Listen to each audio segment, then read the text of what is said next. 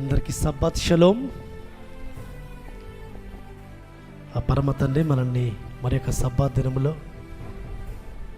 ఈ పగల సమయంలో ఈ విధంగా ఆయన సదించడానికి గణపరచడానికి ఆయన మనకిస్తున్నటువంటి అవకాశాన్ని బట్టి ఆ పరమ తండ్రిని మనమందరము బిగ్గరగా సదించుకుందాం. పరమ తండ్రి నీకు స్తోత్రములు. హల్లెలూయా, హల్లెలూయా, హల్లెలూయా. ఆ పరమ తండ్రి ఆయన మనకు ఇంతవరకు సహాయకుడిగా ఉంటూ తోడుగా ఉంటూ ఆయనే మనల్ని బలపరుస్తున్న విధానం బట్టి, ముఖ్యంగా పరమ తండ్రి సన్నిధానంలో ఆయన యొక్క సన్నిధిలో ఆయన యొక్క శ్రేష్టమైన మాటలను వినడానికి కూడా పరమ తండ్రి కృప చూపిస్తున్నాడు. నిజంగా ఈ యొక్క సమయం లేక ఇక గడియ లేక ఈ యొక్క వాక్య వినే అవకాశం లేక ఎంతోమంది నిరాశపరులై విశ్వాసులు బలహీనులై ఆయన సన్నిధి నుంచి దూరమై ఎన్నో కీడులు కొని తెచ్చుకొని ఎంతో దుఃఖాక్రాంతులై ఉంటున్నారు. కానీ పరమ తండ్రి యొక్క సన్నిధిలో మనము ఇంత ధన్యతను పొందుకుంటున్నాం. కాబట్టి ఈ ధన్యతను మనము కాపాడుకోవాలి. ఈ ధన్యతను మనము ఏం చేసుకోవాలంటే ఇంకా వృద్ధి చేసుకోవాలి ఆయన సన్నిధిలో. అందుకే పరమ తండ్రి ఏమంటున్నాడంటే ఆయన సన్నిధిలో ఆయన వాక్య వినేవారు మాత్రమే కాదు, ఆయన ధర్మశాస్త్రం వినేవారు కాదు నీతిమంతులు, ఆయన యొక్క ధర్మశాస్త్రం అనగా వాక్యాన్ని అనుసరించేవారు నీతిమంతులు అంటున్నాడు పరమ తండ్రి యొక్క గ్రంథంలో. కాబట్టి అట్టి విధంగా మనం నడుచుకుందాం. ఈ సమయంలో మనం ఆయన పరిశుద్ధ గ్రంథంలో నుంచి ఆయన మాటలు మనం విందాము.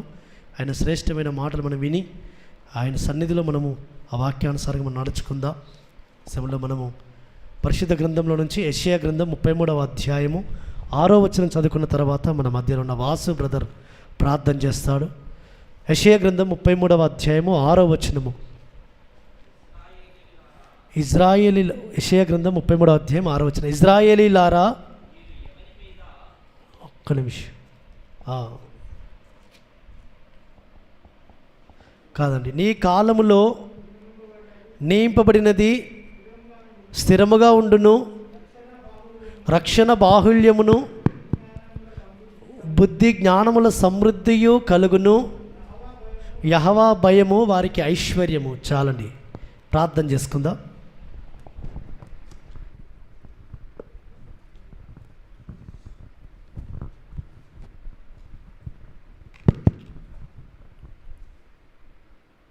మహాపరిశుద్ధుడవైన యెహోవా, జీవాధిపతి అయిన మా ప్రియ పరలోకపు తండ్రి, ఆశ్చర్యకరుడా, ఆలోచనకర్త, ఆది సంభూతుడా, నిత్యుడగు తండ్రి, సమాధానకర్త, కృపా కనికరము గల ఆరాధనకు యోగ్యుడవైన మా ఎలోహిం, మీ పరిశుద్ధమైన ఘనమైన అతి శ్రేష్టమైన ఉన్నతమైన నామమైనటువంటి యెహోషువ మెస్సయ నామములో అయ్యా మిమ్మల్ని స్తుతించుటకు మీరు ఏర్పాటు చేసి ప్రత్యేకపరిచి పరిశుద్ధపరిచి తరతరములకు నిత్య కట్టడగా అనుగ్రహించిన పరిశుద్ధ విశ్రాంతి దినములో ఈ మధ్యాహ్న కాల సమయములో అయా మీరు ఏర్పాటు చేసుకొనిన యెహోషువ మెస్సయ ప్రార్థనా మందిరములో అయా మిమ్మల్ని స్తుతించుటకు, మిమ్మల్ని ఆరాధించుటకు, మిమ్మల్ని గణపరచుటకు ఇచ్చిన ధన్యతను బట్టి మీకే స్తోత్రము చెల్లించుకుంటున్నాము తండ్రి. కోట్లాది మంది దూతల చేత, 24 పెద్దల చేత, 4 జీవుల చేత నిత్యము మీరు స్తుతించబడుచున్నప్పటికీ అయ్యా మీ పోలికలో నిర్మించుకున్నటువంటి మానవులను మీరు ప్రేమించి మానవుల యొక్క స్తుతుల మీద మీరు దుర్గాన్ని ఏర్పరచుకోవడానికి మీరు సంకల్పము కలిగి ఉండి మీరు ప్రత్యేకపరచుకొని పరిశుద్ధపరచిన ఇట్టి శ్రేష్టమైనటువంటి దినములో అయ్యా మిమ్మల్ని ఆరాధించుట ఎంత భాగ్యము తండ్రి. అయ్యా మీ మెల్లని స్వరము వినాలని ఆశతో వచ్చినటువంటి మమ్మలను మీ గంభీరమైనటువంటి ధ్వనులతో నాయనా మీరు వినిపించగలిగినటువంటి సర్వశక్తిమంతులు తండ్రి, మీకు స్తోత్రము చెల్లించుకుంటున్నాం. ఈ సమయమున తండ్రి అయ్యా నీ ప్రియ కుమారుడు దయాకరుడు మీరు జ్ఞాపకము చేసుకొని తను నిలబెట్టుకొని మీ యొక్క ఆత్మ కార్యము జరిగించుటకు అయ్యా మీ ఆత్మీయమైనటువంటి మేళ్లను అయ్యా బిడ్డకు మీ ఉంచి తండ్రి మీ ఆత్మ కార్యములు మేము పొందుకొని మీ పరిశుద్ధమైన సన్నిధిలో మీ జీవము పొందుకొని మా యొక్క తప్పిదములను, మా యొక్క పాపములను, శాపములను విడిచిపెట్టి మీ వాక్యము యొక్క వెలుగులో మేము సరిచేసుకొని మీకు మీ ప్రియమైనటువంటి బిడ్డలుగా తండ్రి మా యొక్క శేష జీవితమును మేము గడుపుటకు మీ పరిశుద్ధాత్మ కౌగిట్లో మీరు మమ్మల్ని జ్ఞాపకము చేసుకొనమని, నిలబెట్టినటువంటి బిడ్డను మీ జ్ఞానాత్మ చేత మీరు ఆశీర్వదించుమని, మాట్లాడు ప్రతి మాట మీ యొద్ద నుంచి వచ్చి అయా అట్టి మాట చేత మమ్మల్ని హెచ్చరించుమని, సరిచేయుమని, అయ్యా మీ యొక్క ముఖ్యమైనటువంటి పాత్రలుగా ఎంచబడినటువంటి మేము అట్టి పాత్రలలో మేము నమ్మకముగా, యథార్థముగా మీ యొక్క పరిచర్య ధర్మమును జరిగించుటకు మీ కృప విస్తరింపచేసి మీరు ప్రత్యేకపరుచుకున్న మీ పరిశుద్ధాత్మ చేత నింపి ఉన్నటువంటి ఈ యొక్క మందిరమును అనేకులకు స్వస్థపరిచేటువంటి మందిరముగా, ఆరోగ్యమునిచ్చేటువంటి మందిరముగా, ఆశీర్వాదమునిచ్చేటువంటి మందిరముగా మీరు నిలబెట్టుకొనుటకు అయ్యా మీరు సేవకులుగా నియమించినటువంటి బిడ్డలను బట్టి మీకే స్తోత్రం చెల్లించుకుంటున్నాం. వారు మాట్లాడేటువంటి ప్రతి మాట మీ మాట అయి ఉన్నది తండ్రి. వారు చేసే ప్రతి ప్రసంగము మీ సంకల్పమై ఉన్నది నాయన. అట్టి సంకల్పమును మేము గుర్తెరిగి మీ ఆత్మను పొందుకొని, మీ పరిశుద్ధతను పొందుకొని, మీ నీతిని ఆస్వాదిస్తూ మీ యొక్క ప్రేమను మేము పొందుకొని మీ పరిశుద్ధమైనటువంటి సన్నిధిలో అయ్యా మీ యొక్క దినములు, మీ యొక్క నియామక కాలములు అయ్యా మేము గజ వణుకుతూ మీ సన్నిధిలో ఆనందించి ఉత్సాహించి అయ్యా దావీదు వలె నాట్యం ఆడేటువంటి భాగ్యము అయ్యా మీరు మాకు కలగజేసి మమ్మల్ని మీ యొక్క ప్రియమైనటువంటి బిడ్డలుగా మీరు మలుచుకొనుమని మరి ఒక్కసారి దయాకర్ను మీ మ్రాను చాటున మీరు మరుగుపరుచుకొని మీ ఆత్మ కార్యము జరిగించి అయ్యా మీ పరిశుద్ధమైన సన్నిధిలో బిడ్డను మీరు మాట్లాడమని, బిడ్డ చేత మీరు మాట్లాడమని, మీరు సంధించుమని, గంభీరమైనటువంటి స్వరము చేత మీరు మమ్మల్ని గుబులు పుట్టించుమని, అగ్ని జ్వాలల చేత వెదజల్లేటువంటి అయా వాక్యము మమ్మల్ని సరిచేయుటకు ఖడ్గము వలె మా హృదయములో దూసుకొనున్నట్లు మీ మాటలు మాకు వినిపింప చేయమని మా ప్రియ రక్షకుడు నజరేయుడైన యెహోషువ మెస్సియ నామములో స్తుతించి వేడుకుంటున్నాను పరమ తండ్రి. ఆమేన్.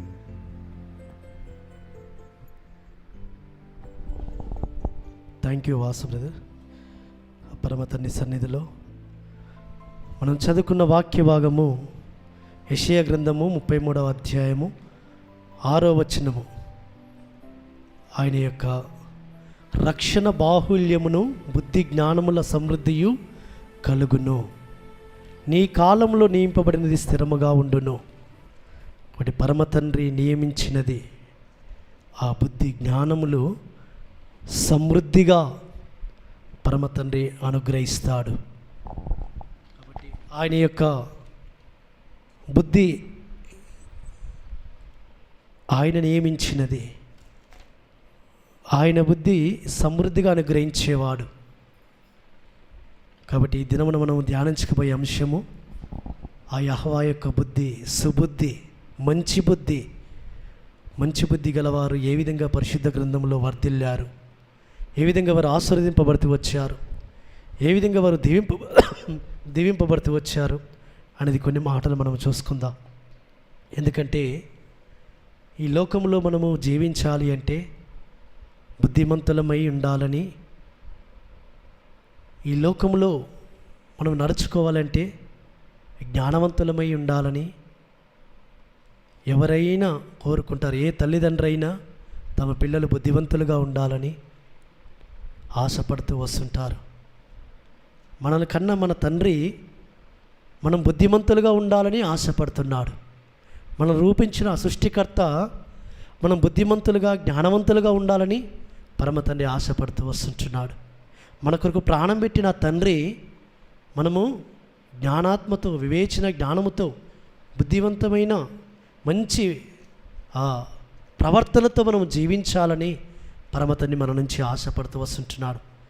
కానీ మన బుద్ధి ఏ విధంగా ఉంది, మనం ఏ విధంగా నడుచుకుంటున్నాం ఆయన సన్నిధిలో అనేది పరిశుద్ధ గ్రంథంలో నుంచి మనము కొన్ని మాటలు మనం చూసుకుందాం. ఎందుకంటే ఆయన కాలంలో నీ కాలంలో నియమింపబడినది స్థిరముగా ఉండును అంటున్నాడు. కాబట్టి ఆయన నియమించినది, ఆయన అనుగ్రహించేది అది స్థిరముగా ఉంటుంది. కాబట్టి ఆ రక్షణ బాహుల్యమును బుద్ధి జ్ఞానముల సమృద్ధియు కలుగును. కాబట్టి బుద్ధి జ్ఞానములు మనము సమృద్ధిగా పొందుకోవాలని పరమ తండ్రి ఆశపడుతూ వస్తుంటున్నాడు. అయితే బుద్ధినిచ్చేది ఎవరు? బుద్ధి నేర్పేది ఎవరు? మనుషునికి ముఖ్యంగా తన యొక్క బిడ్డలుగా ఎంచబడుతున్న వారికి ఆ పరమ తండ్రి తాను ఒక వాగ్దానం ఇస్తూ వచ్చాడు. ఆ వాగ్దానం ఏంటి అంటే ఆయన సెలవిస్తుంటున్నాడు. ఇదే యెషయా గ్రంథం 28వ అధ్యాయము 29వ వచనంలో ఒక మాట అంటూ వస్తుంటున్నాడు. యెషయా గ్రంథం 28వ అధ్యాయం 29వ వచనంలో, జనులు సైన్యములకు అధిపతి యెహోవా చేత దానిని నేర్చుకుందురు, ఆశ్చర్యమైన ఆలోచన శక్తియు అధిక బుద్ధియు అనుగ్రహించువాడు ఆయనే. అధిక బుద్ధియు అనుగ్రహించువాడు ఆయనే. ఆశ్చర్యమైన ఆలోచన శక్తి అంటే మనకు ఆశ్చర్యమవుతుంది అలాంటి ఆలోచన శక్తి, మరియు అధిక బుద్ధియు అనుగ్రహించువాడు ఆయనే. ఆ పరమ తండ్రి అధిక బుద్ధి అనుగ్రహిస్తాడు. జనులు సైన్యములకు యెహోవా చేత దాన్ని నేర్చుకుంటారు అట. కాబట్టి పరమ తండ్రి యొక్క సన్నిధిలో ఈ యొక్క అధ్యాయం అంతా కూడా చదువుతుంటే ఒక వ్యవసాయకుడు ఏ విధంగా తన వ్యవసాయాన్ని జరిగిస్తాడు, ఏ కాలంలో విత్తాలి, ఏ కాలంలో దానికి చదును చేయాలి, ఏ కాలంలో ఎరువులు వేయాలి, ఏ కాలంలో దాన్ని కోయాలి, ఏ కాలంలో దాన్ని సేద్యపరచాలి, సమస్తమంతా కూడా ఆ యొక్క వ్యవసాయదారునికి ఆ యొక్క బుద్ధిని ఆ పరమ తండ్రి అనుగ్రహిస్తాడట. అదే మాదిరిగా ఏ పనిలో కూడా ఆ పనిని జరిగించడానికి మానవునికి ఆ పరమ తండ్రియే ఆ బుద్ధిని ఇస్తాడు, ఆ యొక్క జ్ఞానాన్ని ఇస్తాడు, ఆ నిపుణతనిస్తాడు. కాబట్టి అదంతా కూడా పరమ తండ్రి చేత నేర్చుకోబడుతున్నది. మనుషులు నేర్చుకుంటారనుకుంటారు, కానీ మనుషుల చేత నేర్పబడేది కొంచెమే. ఆ మనిషిని నేర్పే మనుషునికి నేర్పింది ఎవరు? అది కూడా మనము ఆలోచించాలి. ముఖ్యంగా పిల్లలకు బుద్ధి నేర్పేది మొట్టమొదటిగా తల్లిదండ్రులు అనుకుంటారు, ఆ తర్వాత స్కూల్స్కి వెళితే టీచర్స్ అనుకుంటారు. కానీ వీరందరికంటే ముఖ్యముగా ముందుగా ఆ పరమ తండ్రి వారికి బుద్ధిని ఇస్తాడు. ఎలాంటి బుద్ధిని అనుగ్రహిస్తాడంటే ఆయన యొక్క సన్నిధిలో ఏ తల్లిదండ్రులైతే ఆయన ఆరాధిస్తూ, ఆయన ఘనపరుస్తూ, ఆయన నీతి నెరవేరుస్తూ, ఆయన ధర్మం నెరవేరుస్తూ, ఆయన చిత్తానికి లోబడుతుంటారో అట్టి వారి పిల్లలకు ఆ పరమ తండ్రి మంచి సుబుద్ధినిచ్చి వారిని పరమ తండ్రి పెంచుతాడు సుమా. ఎందుకంటే ఎవరైతే వారి పిల్లలను బుద్ధి వచ్చునని కొడతారో, సామెతలో ఉంటుంది, నీ కుమారునికి బుద్ధి వచ్చునని నువ్వు శిక్షించుము, వాడు మరణించాలని కాదు, వాడు మరణించాలని, వాడు చావాలని కాదు, వానికి బుద్ధి రావాలని కొట్టు అంటాడు. ఎందుకు పరమ తండ్రి తల్లిదండ్రులకు ఎందుకు ఆజ్ఞాపిస్తున్నాడు ఆ మాట అంటే, వాడు బుద్ధి లేకుండా ఉంటే ఆ యొక్క వచ్చే ఆ చెడ్డ పేరు తల్లిదండ్రులకు వస్తుంది. తల్లిదండ్రులైన వారికి ఈ పిల్లల్ని ఎలా పెంచాలి తల్లిదండ్రులు అనేది వస్తుంది. కాబట్టి తల్లిదండ్రులైన వారికి పరమ తండ్రి హెచ్చరిక చేస్తున్నాడు, నీ పిల్లల్ని శిక్షించ మానకము అంటాడు, బుద్ధి రావాలని. అందుకే పరమ తండ్రి మనల్ని కూడా గద్దిస్తుంటాడు, హెచ్చరిక చేస్తుంటాడు, కొడుతుంటాడు. ఎందుకు? బుద్ధి రావాలని. ఒక్కొక్కసారి మనము బుద్ధి తప్పి మనం ప్రవర్తిస్తే మనకు బుద్ధి రావాలని పరమ తండ్రి కోరుతుంటాడు. పరమ తండ్రి బాల్యదల నుంచే మనకు బుద్ధి నేర్పుతూ వస్తుంటాడు. కానీ మానవుని యొక్క బుద్ధి పరమ తండ్రి బుద్ధికి వ్యతిరేకంగా పనిచేస్తుంటుంది. మానవుని యొక్క బుద్ధి ఎలాంటి బుద్ధి అంటే తిరస్కర బుద్ధి, వక్రబుద్ధి అని రాయబడింది పరిశుద్ధ గ్రంథంలో. వక్రబుద్ధి, తిరస్కరించే బుద్ధి. ఏదైతే పరమతండ్రి ఆజ్ఞాపిస్తాడో దాన్ని తిరస్కరించడమే మానవుని యొక్క బుద్ధి. వక్రీకరించడము, పరమతండ్రి మాటను వక్రీకరించడము వక్రబుద్ధి మానవుని యొక్క బుద్ధి. కానీ పరమతండ్రి అనుగ్రహించే బుద్ధిని ఎవరైతే స్వీకరిస్తారో వారు స్వబుద్ధి కలిగిన వారే ప్రవర్తిస్తారు సుమా. అలా స్వబుద్ధి కలిగి ప్రవర్తించిన వ్యక్తుల గురించి మనం ఈ దినమున ధ్యానించుకొని మనం ముందుకు వెళదాం. పరిశుద్ధ గ్రంథంలో ఒక వ్యక్తి కనబడుతూ వస్తుంటున్నాడు. ఒక సుబుద్ధి కలిగి నడుచుకున్న ఒక వ్యక్తి ఏ విధంగా పరమతండ్రి చేతిలో ఆశీర్వదింపబడుతూ వచ్చాడో మనం చూసుకుందాం ఒకసారి. మొదటి సమూయేలు గ్రంథములో 18వ అధ్యాయములో, మొదటి సమూయేలు గ్రంథము 18వ అధ్యాయము 5వ వచనం ఒకసారి చదువుకుందాం. మొదటి సమూయేలు గ్రంథము 18వ అధ్యాయము 5వ వచనము.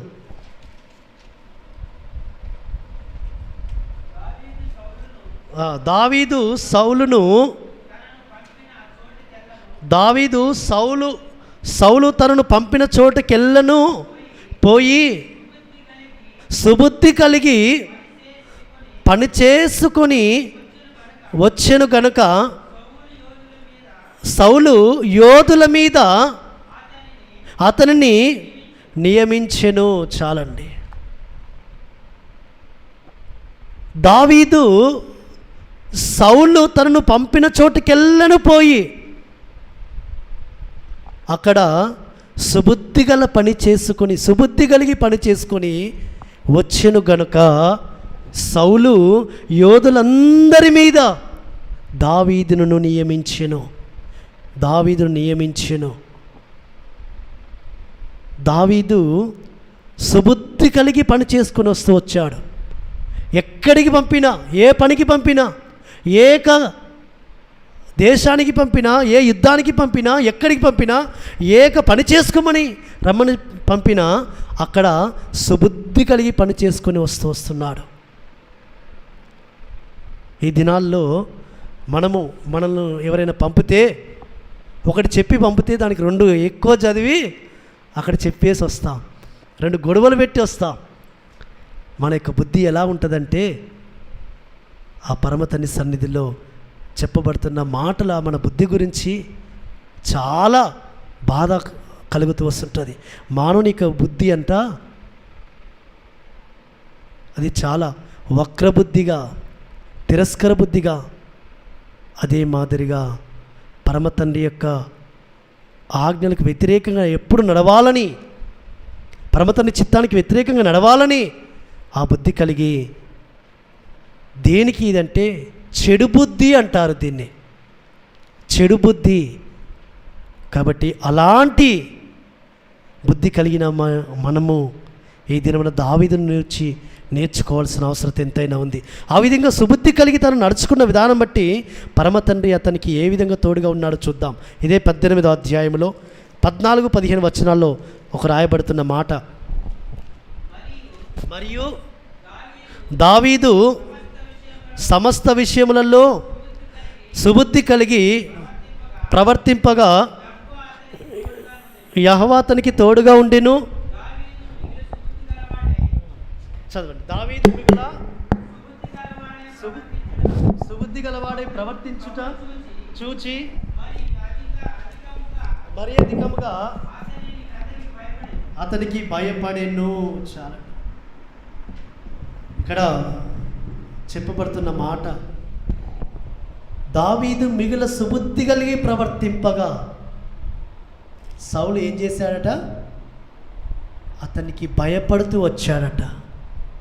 దావీదు మిగుల సుబుద్ధి కలిగి ప్రవర్తిస్తున్నప్పుడు సౌలు భయపడడం ఏంటి? సౌలు ఎవరు? రాజుగా ఉన్న వ్యక్తి. దావీదు ఎవరు? మామూలు యొక్క వ్యక్తి, దాసుడుగా ఉన్న వ్యక్తి.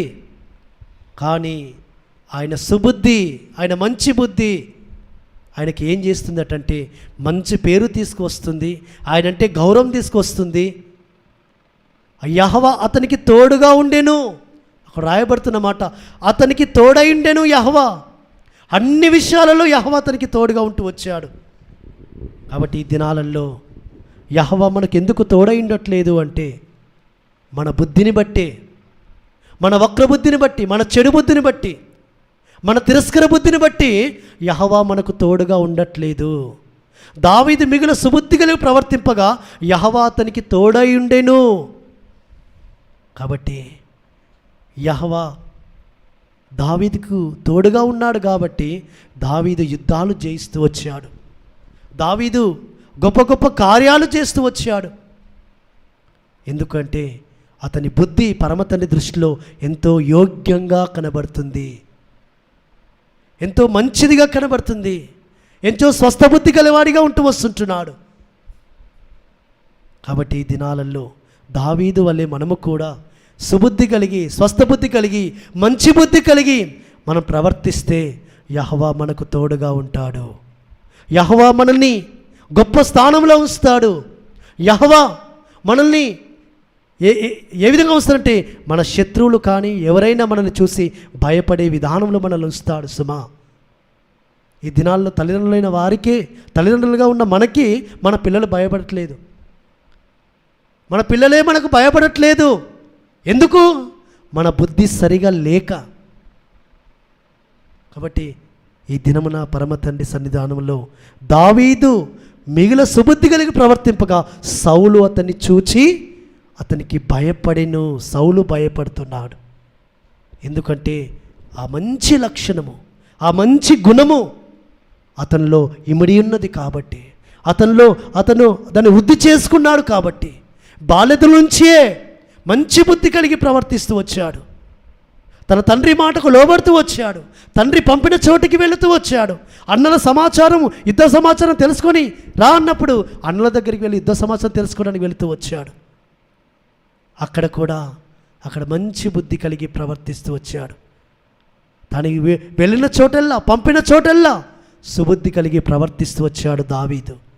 అందుకే దావీదు సంతతిని పరమ తండ్రి గొప్పగా నిలబెట్టుకుంటూ వచ్చాడు. ఈ దినమున కూడా దావీదు సుబుద్ధి కలిగి ప్రవర్తించిన విధానం బట్టి దావీదు సంతతిని ఏలికగా నిరంతరం ఇజ్రాయేలుకు రాజులుగా ఉండడానికి కొరకు, నిరంతరం ఇజ్రాయేల్ ప్రజలను ఏలడానికి కొరకు దావీదు సంతతిని పరమ తండ్రి ఆశీర్వదిస్తూ వచ్చాడు, నిలబెట్టుకుంటూ వచ్చాడు. అందుకే దావీదునకు చూపిన శాశ్వతమైన కృప, అది పరమ తండ్రి అంటూ వచ్చాడు వాగ్దానము, ఇక నా కృప శాశ్వతముగా నీకు ఉంటుంది, ఎన్నడూ కొట్టివేయరి, నా కృప నీకు కొట్టివేయబడదు అంటాడు. నేను చేసిన నా నిబంధన రద్దుపరచజాలను అంటాడు. ఎందుకంటే ఆయన సుబుద్ధి కలిగి ప్రవర్తించాడు. కాబట్టి పరమ తండ్రి అలాంటి సుబుద్ధి మనకు కూడా కలిగి ఉండాలని ఆశపడుతూ, మనము కూడా అట్టి ఆశీర్వాదములతో నింపబడాలని, అటు దీవెనతో నింపబడాలని పరమ తండ్రి కోరుకుంటూ వస్తుంటున్నాడు సుమా. ఆ విధంగా దావీదు అలాంటి బుద్ధితో ఉన్నాడు కాబట్టి తన కుమారునికి కూడా అదే బుద్ధి కలిగి ప్రవర్తిస్తూ వచ్చాడు. ఒక మాట మనం చూసుకుందాం. ఒక మాట సొలొమోను, దావీదు కుమారుడైన సొలొమోను చేసిన ప్రార్థన మనం చూసుకుందాం. మొదటి రాజుల గ్రంథం 3వ అధ్యాయంలో, మొదటి రాజుల గ్రంథం 3వ అధ్యాయం 7వ వచనములో, మొదటి రాజుల గ్రంథం 3వ అధ్యాయం 7వ వచనములో రాయబడుతున్న మాట, నా యెహోవా నీవు నా తండ్రి అయిన దావీదునకు బదులుగా నీ దాసునైన నన్ను రాజుగా నియమించి ఉన్నావు. అయితే నేను బాలుడను, చూడండి, కార్యములు జరుపుటకు నాకు బుద్ధి చాలండి. సొలొమోను ప్రార్థన చేస్తూ వచ్చాడు, అయ్యా నా తండ్రికి బదులుగా నన్ను రాజుగా నియమించి ఉన్నావు, అయితే ఈ రాజ్యంలో పనులు జరిగించుటకు, కార్యములు జరిగించుటకు నాకు బుద్ధి చాలదు, నాకు బుద్ధి లేదు, నాకు బుద్ధి అనుగ్రహించుము అని ప్రార్థన చేస్తూ వచ్చాడు. ఒక సొలొమోను రాజు, ఒక రాజు చేసిన ప్రార్థన పరమ తండ్రి సన్నిధిలో, అయ్యా నాకు బుద్ధి చాలదు, బుద్ధి దయచేయి అని ప్రార్థించినప్పుడు పరమ తండ్రి అతనికి ఇస్తున్న ఆశీర్వాదం ఏ విధంగా ఉందో చూద్దాం. 11వ వచనం నుంచి చదువుదాం. 11వ వచనం నుంచి, ఎలోహిం అతనికి ఇలాగు సెలవిచ్చెను, దీర్ఘాయువునైనను ఐశ్వర్యమునైనను నీ శత్రువుల ప్రాణమునైనను అడగక న్యాయములను గ్రహించుటకు వివేకం అనుగ్రహించమని నీవు అడిగితివి. నీవు ఇలాగూ అడిగినందున నీ మనవి ఆలకించుచున్నాను. బుద్ధి వివేకములు గల హృదయమును నీకు ఇచ్చుచున్నాను. సొలొమోను చేసిన ప్రార్థన పరమతండ్రికి అనుకూలమైందట. పరమతండ్రికి అనుకూలమైన ప్రార్థనలు ఉంటాయి, ప్రతికూలమైన ప్రార్థనలు కూడా ఉంటాయి. అయ్యా నాకు మంచి ధనమియ్యి, నాకు అష్టైశ్వర్యములు ఇయ్యండి అనే ప్రార్థన పరమతండ్రికి ప్రతికూలమైనది. సొలొమోను పరమతండ్రికి ప్రతికూలమైన ప్రార్థన చేయలేదు, అనుకూలమైన ప్రార్థన చేశాడు. ఏంటి అనుకూలమంట? బుద్ధి దయచేయమని చేసిన ప్రార్థన పరమతండ్రికి అనుకూలమైంది. కాబట్టి పరమతండ్రి ఏమంటున్నాడంటే, నీవు దీర్ఘాయుడైనను ఐశ్వర్యమునైనను నీ శత్రువుల ప్రాణమునైనను అడగక ఏమడిగావు? వివేచన గల జ్ఞానము గల హృదయం అడిగావు.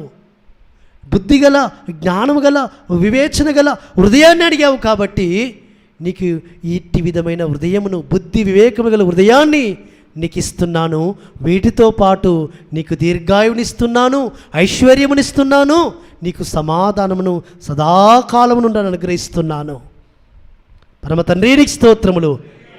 మనము కూడా అట్టి విధమైన ప్రార్థన చేయాలని సొలొమోను ఏ విధమైన ప్రార్థన చేస్తూ వచ్చాడు? అయ్యా నాకు బుద్ధి చాలదు. ఒక రాజుగా ఉండి ఒక గొప్ప స్థానంలో ఉన్న వ్యక్తి చేసిన ప్రార్థన. ఈ దినాన మనం ఎప్పుడైనా అయ్యా నాకు బుద్ధి లేదు తండ్రి, బుద్ధి దయచేయమని మనం ప్రార్థన చేశామా? అయ్యా నాకు మంచి బుద్ధి దయచేయి. మనం ఏమనుకుంటామంటే, నా అంత బుద్ధిమంతులు ఎవరు లేరు, నేనే బుద్ధివంతుణ్ణి, నా అన్నదమ్ములలో కంటే నేనే బుద్ధివంతుణ్ణి, నాకు ఇంట్లో నేనే బుద్ధివంతుణ్ణి, నాకు బంధువులలో నేనే బుద్ధివంతుణ్ణి అని అనుకుంటాం సుమా. అందుకే అలాంటి అనుకునే వారికి ఒక హెచ్చరిక పరమ తండ్రి హెచ్చరిక మాట, ఒక మాట చూస్తున్నాడు. యెషయా గ్రంథంలో ఒక మాట అంటున్నాడు. యెషయా గ్రంథం 5వ అధ్యాయము 21వ వచనములో, యెషయా గ్రంథం 5వ అధ్యాయం 21వ వచనములో,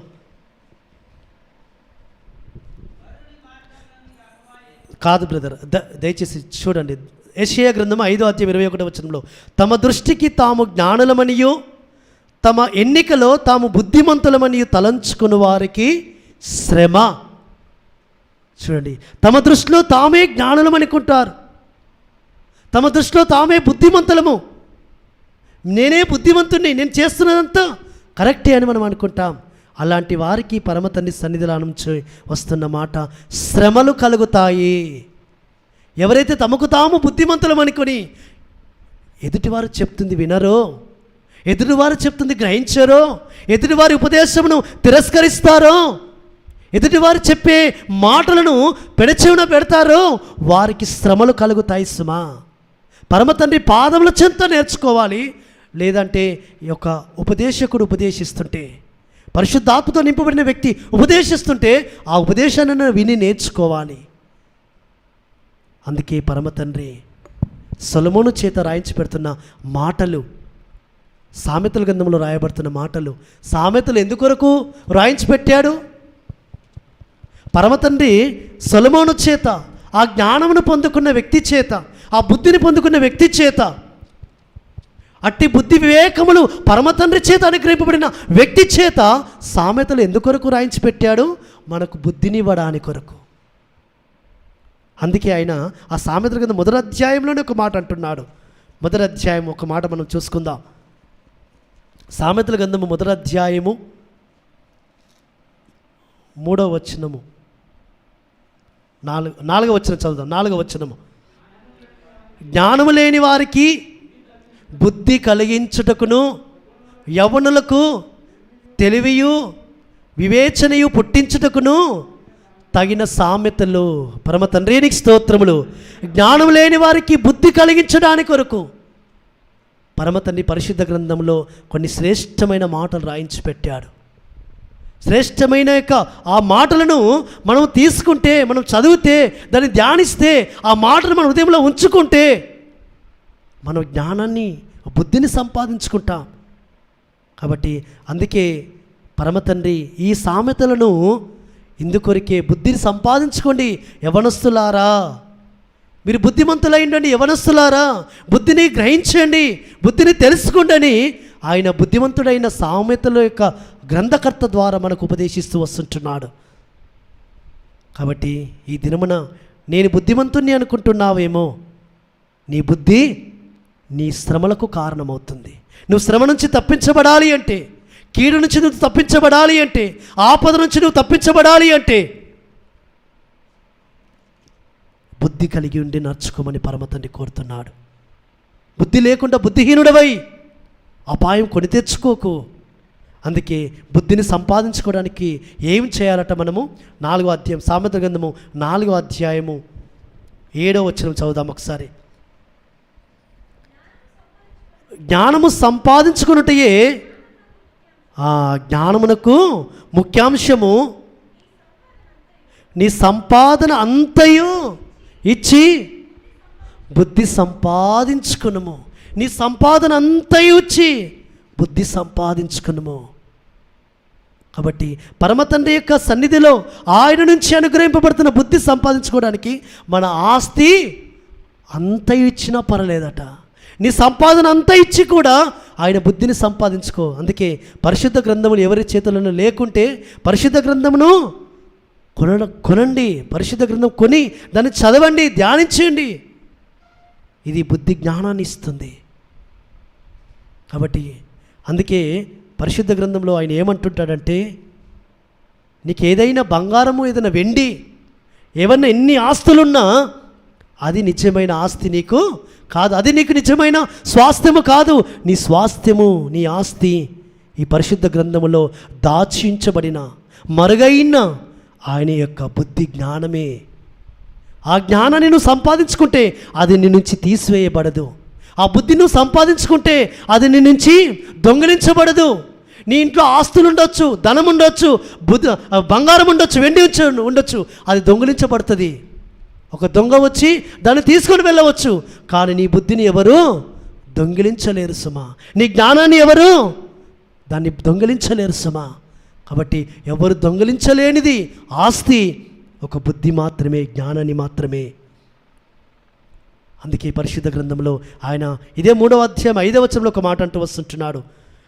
సామెతలు 3వ అధ్యాయం 5వ వచనంలో, నీ స్వబుద్ధిని ఆధారము చేసుకొనక నీ పూర్ణ ఉదయముతో యెహోవా యందు నమ్మిక ఉంచుము. నీ స్వబుద్ధిని ఆధారం చేసుకొనక. నీ స్వబుద్ధి ఎక్కడికి దారితీస్తుంది? అది మరణానికి దారితీస్తుంది. నీ స్వబుద్ధి నాశనానికి దారితీస్తుంది. నీ స్వబుద్ధి కీడుకు దారితీస్తుంది. నీ స్వబుద్ధి అనేకమైన ఆపదలకు దారితీస్తుంది. అందుకే నీ స్వబుద్ధిని ఆధారం చేసుకొనక యెహోవా యందు నమ్మిక ఉంచు. యెహోవా సన్నిధానంలో ఆయన బుద్ధిని అడుగు. సొలొమోను వలె సొలొమోను తన స్వబుద్ధిని ఆధారం చేసుకోలే. రాజ్యాన్ని ఏలడానికి కొరకు, రాజ్య పరిపాలన చేయడానికి కొరకు, రాజ్యంలో కార్యములు జరిగించడానికి కొరకు ఆయన బుద్ధిని ఆధారం చేసుకోలే. ప్రియమైన సహోదరి సహోదరుడా, ఈ దినమున నీ ఇంటిని ఏలడానికి కొరకు, నీ పిల్లలకి బుద్ధి నేర్పడానికి కొరకు నీ బుద్ధిని ఆధారం చేసుకొనకు. నీ యొక్క పరిచర్యలో, పరమతండ్రి సన్నిధిలో నీవు ఆస్వాదకరంగా ఉండాలి అంటే నీ బుద్ధిని ఆధారం చేసుకొనకు. నీ పనిలో నీవు ఆస్వాదకరంగా ఉండాలి అంటే నీ బుద్ధిని ఆధారం చేసుకొనకు. పరమతండ్రి బుద్ధిని అడుగు. అయ్యా, నువ్వు నాకు బుద్ధి దయచేయి, సబుద్ధి దయచేయి, స్వస్థ బుద్ధి దయచేయి. అయ్యా, నా సబుద్ధి తీసేయి, స్వస్థ బుద్ధి నీ బుద్ధి దయచేయి, మంచి బుద్ధి దయచేయి తండ్రి. ఎందుకంటే ఆ బుద్ధి నిన్ను కాపాడుతుంది అట. ఆ బుద్ధి నిన్ను ఏం చేస్తుంది అట? కాపాడుతుంది సుమా. ఇదే 2వ అధ్యాయం 11వ వచనంలో ఒక మాట అన్నాడు. సామెతలు 2వ అధ్యాయం 11వ వచనంలో, బుద్ధి నిన్ను కాపాడును. చాలండి. వివేచన నీకు కావలి కాయును. వివేచన నీకు కావలి కాయును. బుద్ధి నిన్ను కాపాడును. బుద్ధి నిన్ను కాపాడుతుంది. ఆ పరమతండ్రి సన్నిధానంలో బుద్ధి కలిగిన వారమే మనం నడుచుకోవాలని పరమతండ్రి ఆశపడుతున్నాడు. ఎందుకు అంటే మనం కాపాడబడడానికి కొరకు. ఈ పరిస్థితులలో, ఈ రోజులలో, ఈ అపాయకరమైన దినాలలో ఇప్పుడు బుద్ధి లేక మనం తిరిగితిమా, ఇష్టానుసారంగా తిరిగితిమా, అది మనకి ఎక్కడికి దారితీస్తుంది? ఎక్కడికి దారితీస్తుంది? అందుకే ఆ పరమతండ్రి లేఖనాలు సెలవిస్తూ వస్తుంటున్నాయి. బుద్ధిమంతుడైతే ఒక మాట 22వ అధ్యాయము, సామెతలు 22వ అధ్యాయము 3వ వచనము, సామెతలు 22వ అధ్యాయం 3వ వచనములో ఒక మాట రాయబడింది. బుద్ధిమంతుడు అపాయం వచ్చిన చూచి దాగును. చాలండి. పరమ తండ్రి నీకు స్తోత్రములు. బుద్ధిమంతుడు అపాయం వచ్చిన చూచి దాగును. ఇప్పుడు బయట కరోనా విజృంభిస్తుంది. ప్రభుత్వాలు లాక్డౌన్ పెట్టాయి. ప్రభుత్వాలు స్ట్రిక్ట్గా లాక్డౌన్ పెట్టి కొన్ని నెలలు మనల్ని ఇంట్లో ఉంచమన్నారు. కానీ నేను లాక్డౌన్లో కూర్చోను, నేను లాక్డౌన్ ఇంట్లో కూర్చోను, నాకు సమస్తము తెలుసని మనము ఇష్టానుసారంగా తిరిగామనుకోండి, ఎవరెవరో దగ్గరికి వెళ్ళాం, ఫంక్షన్లకు వెళ్ళాం, పెళ్ళిళ్ళకి వెళ్ళామనుకోండి, ఆపద అది మనకు తగిలితే అప్పుడు మన యొక్క స్థితి ఏంటి? అందుకే పరమ తండ్రి వాక్యం సెలవిస్తుంది, ఆపద వచ్చునని బుద్ధిమంతుడు ఏం చేస్తాడట? దాక్కుంటాడట. దావీదు రాజు దాక్కున్నాడు. ఎక్కడ దాక్కున్నాడు? సౌలు తరుముతున్నప్పుడు, సౌలు తనను చంపాలని తరుముతున్నప్పుడు పరమతండ్రి అతనికి తోడుగా ఉన్నాడు కదా, పరమతండ్రి అతనికి కాపుదలు ఇస్తాడు కదా, పరమతండ్రి అతనికి తోడుగా ఉన్నాడు కదా. కానీ అరణ్యంలోకి ఎందుకు వెళ్ళాడు? పారిపోయాడు. ఎందుకు దాక్కున్నాడు? ఎందుకొరకు? కొన్ని రోజులు అక్కడ, కొన్ని నెలలు దాక్కున్నాడు అంటే బుద్ధిమంతుడిగా నడుచుకోవాల్సిన స్థితి. పరమతండ్రి అధికారుల చేత ఒక కట్టడని నియమించినప్పుడు, ఒక ఆజ్ఞను పెట్టినప్పుడు, ఒక అధికారులు ఒక అధికారమునకు వాళ్ళు లోబడమన్నప్పుడు మనం లోబడక మనం తిరిగితే అది బుద్ధిమంతమైన స్థితి కాదు సుమా. కాబట్టి అందుకే బుద్ధిమంతులైన వారు ఆపద వచ్చి దాక్కుంటారు. కాబట్టి పరమతండ్రి సన్నిధానంలో ఆ విధంగా మనం ఏ ఆపద కలగబోతుందన్నా కూడా దాన్ని మనం చూచి ఏం చేయాలట? దాక్కోవాలట. పరమతండ్రి లేఖనాలు సెలవిస్తున్నాయి. ఆ విధంగా చాలా మాటలు సామెతల గ్రంథంలో పరమతండ్రి తన యొక్క శ్రేష్టమైన మాటలను రాయించి పెట్టాడు. బుద్ధిగల కుమారుడు తన తండ్రిని పెడతాడట. బుద్ధి లేని కుమారుడు తన తల్లికి దుఃఖం కలుగజేస్తాడట. అలా ఎన్నో మాటలు. కాబట్టి నువ్వు బుద్ధిగల కుమారుడిగా ఉండాలంటే నీ తండ్రిని సంతోషపెట్టే విధానంలో నీవు ఉండాలి. నీ తండ్రి మాటకు నువ్వు లోబడాలి. నీ తండ్రి యొక్క మాటకు, నీ తల్లి యొక్క బోధకు నీవు చెవియొగ్గాలి. అప్పుడే నీవు బుద్ధివంతుడవైన కుమారుడవు, బుద్ధివంతుడవైన కుమార్తెవు. లేదంటే నీకు బుద్ధి లేదు అని, ఆ బుద్ధి కొని తెచ్చుకోమని పరమతండ్రి కోరుతూ వస్తుంటున్నాడు సుమా. కాబట్టి అందుకే పరమతండ్రి అలాంటి బుద్ధి జ్ఞానములు కలిగిన మాటలను మనకు పరమతండ్రి ఈ లోకంలో రాయించి పెడుతూ వచ్చాడు. ఒక మాట పరమతండ్రి తన యొక్క దాసుడైన అపోస్తలుడైన సౌలు చేత రాయించి పెట్టి ఒక మాట మనం చూసుకుందాం. మొదటి కొరింథీయులకు రాసిన పత్రిక 10వ అధ్యాయంలో ఒక మాట మనకు రాయించి పెట్టాడు. 10వ అధ్యాయము 10-11 వచనాలు. మొదటి కొరింథీయులకు రాసిన పత్రిక 10-11 వచనాల్లో మనం చూసుకుందాం. మీరు సనగకుడి, వారిలో కొందరు సనిగి సంహారకుని చేత నశించిరి. ఈ సంగతులు దృష్టాంతములుగా వారికి సంభవించి యుగాంతమందున్న మనకు బుద్ధి కలుగుటకై వ్రాయబడిను. చాలండి. ఇజ్రాయేలీలు అరణ్యములు నడుస్తున్నప్పుడు వారు పరమతండ్రి మీద సనిగారు, ఆయన సేవకుల మీద సనిగారు. అయ్యో, ఈ విధంగా మా జీవితమా? అక్కడ ఐగుప్తు దేశంలో ఎంతో శ్రేష్టముగా ఉండే మా జీవితము అని సనిగారు. ఆ సనిగి సంహారకుని చేత నశింపబడ్డారట. కాబట్టి ఈ దినాలలో మీరు సనగకండి, ఆ సనుగులు సనగకండి. ఆ సనుగులు సనిగి మీరు సంహారకుని చేత మీరు కూడా ఆ విధంగా సంహరింపబడకండి. ఈ విధమైన విషయాలు, అనేకమైన విషయాలు పరమతండ్రి ఆ భక్తుల జీవితంలో జరిగించిన విషయాలన్నీ కూడా ఎందుకొరకు మనకు రాసించి పెట్టాడంటే యుగాంతమందున్న మనకు బుద్ధి కలగడానికి కొరకు, బుద్ధి కలిగి నేర్చుకోవడానికి కొరకు, బుద్ధి కలిగి ఆ విధంగా మనము చేయకుండడానికి కొరకు పరమతండ్రి మనకు రాసించి పెట్టాడు సుమా. కాబట్టి ఆ బుద్ధి కలిగి అవన్నీ మనం ధ్యానిస్తున్నప్పుడు బుద్ధి తెచ్చుకోవాలని, అవన్నీ మనం చదువుతున్నప్పుడు బుద్ధి కలిగి మనం ప్రవర్తించాలని పరమతండ్రి ఇవన్నీ గ్రంథంలో మన కొరకు లిఖించి పెట్టాడు సుమా. లేకుంటే ఆ ప్రవక్తలు పరిశుద్ధాత్మతో అభిషేకింపబడి వారి ఊరికే రాయలేదు, వారికి టైంపాస్గా రాయలేదు ఈ గ్రంథము. ఎందుకంటే యుగాంతములో ఆయన ప్రజలు ఆయనకి ఇష్టకరమైన వధువుగా, బుద్ధిగల కన్యకలుగా సిద్ధపడాలని ఆ యుగాంతమందున మనకు బుద్ధి కలిగించడానికి వరకు రాసించి పెట్టారు. అందుకే ఈ పరిశుద్ధ గ్రంథము జ్ఞాన సంపదల గ్రంథం ఇది. కాబట్టి ఈ యొక్క పరిశుద్ధ గ్రంథములో యెహోవాను గురించిన జ్ఞానము అది ఎంతో శ్రేష్టమైన సంపద. కాబట్టి అందుకే ఆయన గురించిన చక్కని మాట రాయబడుతూ వచ్చింది. సర్వ సంపదలు సర్వ బుద్ధి జ్ఞానములు యెహోవానందు గుప్తములైనవి.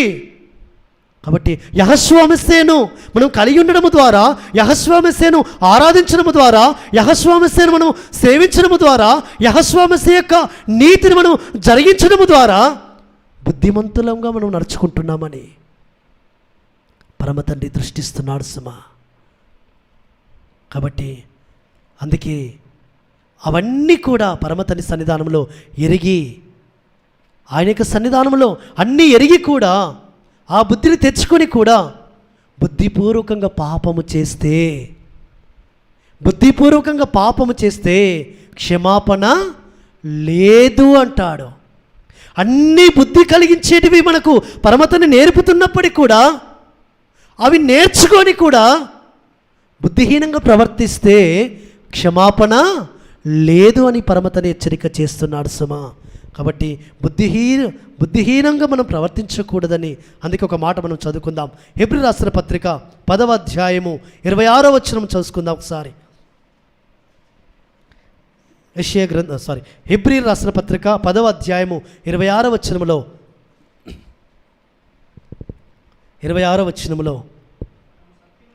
మనము సత్యమును గూర్చి అనుభవ జ్ఞానం పొందిన తర్వాత బుద్ధిపూర్వకంగా పాపము చేసిన ఎడల పాపమునకు బలి ఇకను ఉండదు, కానీ న్యాయపు తీర్పునకు భయముతో ఎదురు చూచుటయు విరోధులను దహింపబోవు తీక్షణమైన అగ్నియు ఇకను ఉండును. చాలండి.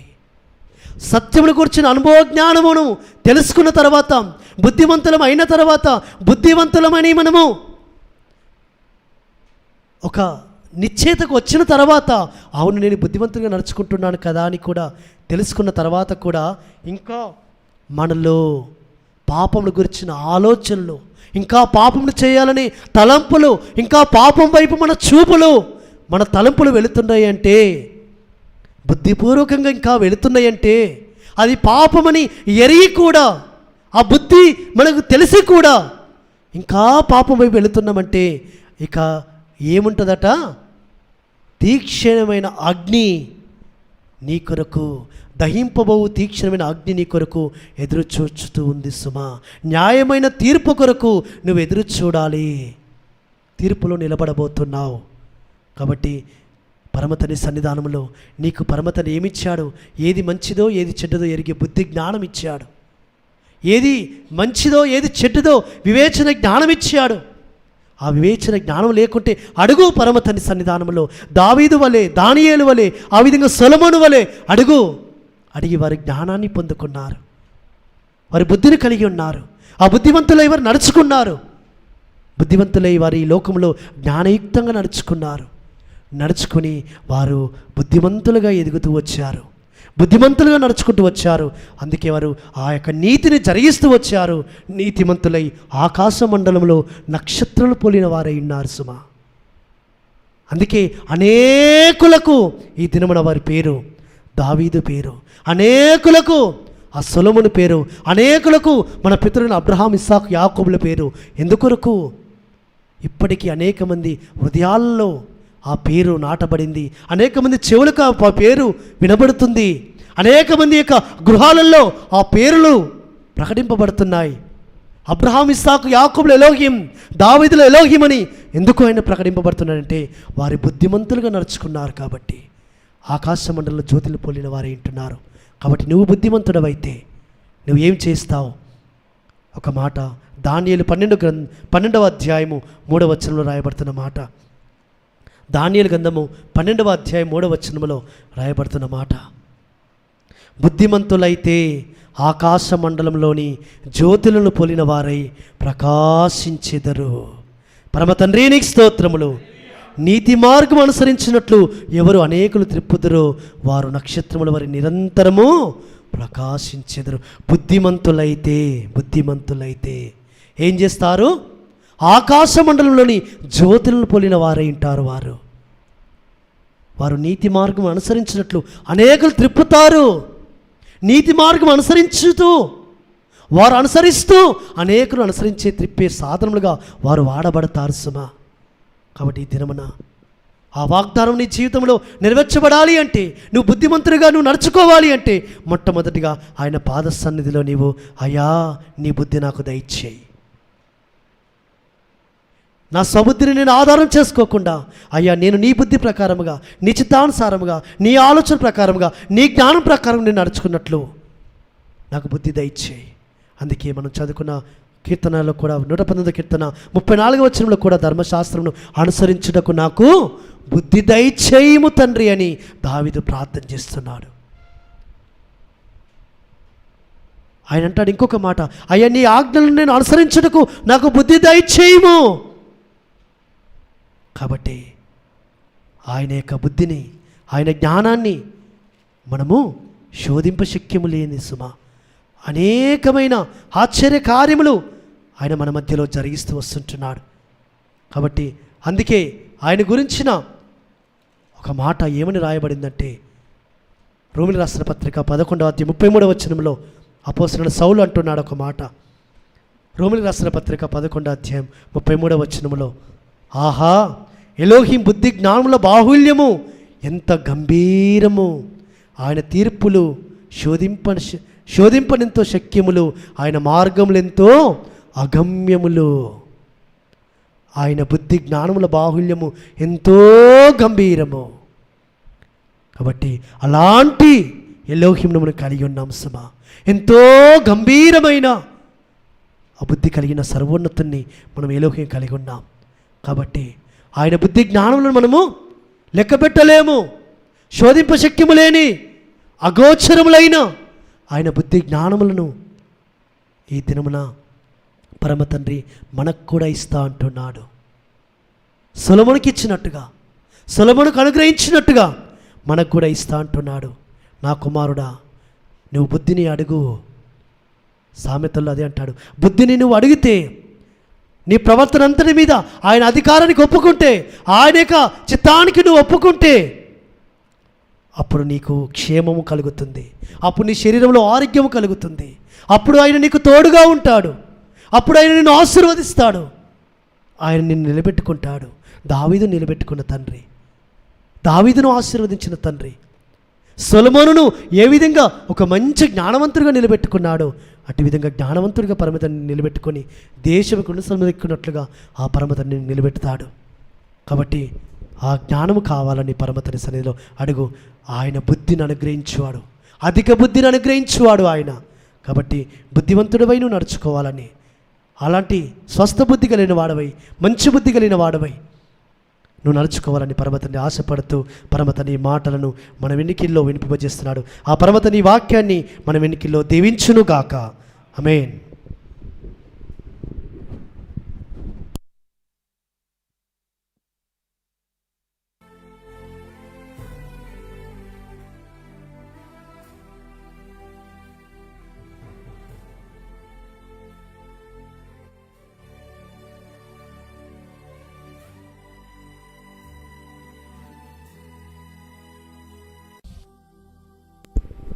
పరమ తండ్రి మీకు స్తోత్రములు. మనం అందరూ లేచి నిలిచినట్లయితే సంపతన్న ఒక పాట పాడుతుండగా ప్రేరేపించే వరకు కానుకలు సమర్పించుకుందాం.